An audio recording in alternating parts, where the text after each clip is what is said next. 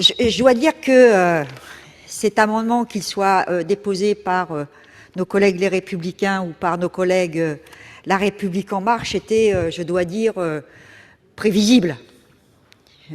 C'est dans leur ADN que de s'attaquer au droit de grève, et ici au droit de grève des agents territoriaux. Et donc, encore une fois, sur un texte dont pourtant l'objet n'est pas celui-là, donc cet amendement engage, enfin ces amendements engagent des régressions sur le droit de grève, donc le droit pourtant constitutionnellement reconnu. Donc, quand ce n'est pas pour porter atteinte au droit de grève des cheminots ou des enseignants, donc c'est maintenant celui de l'ensemble des fonctionnaires territoriaux, ou presque, vous souhaitez restreindre en imposant, comme c'est le cas dans les transports, une déclaration individuelle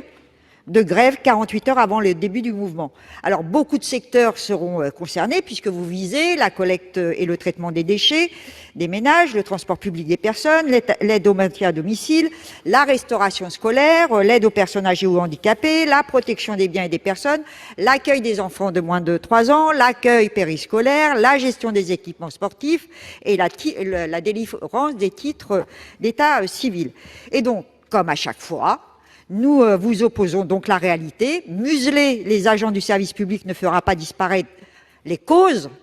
de sa dégradation, qui ne tient pas aux agents, mais bien au contraire au désengagement de l'État par la baisse des dotations, ce dont personne n'a parlé parmi nos collègues qui ont présenté les amendements. Nous sommes pour notre part farouchement opposés à la déclaration individuelle de grève, qui, comme son nom l'indique, individualise un droit dont l'exercice est par nature collectif. Elle permet donc, y compris si ces agents sont de plus en plus des contractuels précaires, que s'exercent des pressions inacceptables. Donc nous voterons, je pense que vous l'avez compris, contre cet amendement, en considérant qu'il convient non pas de restreindre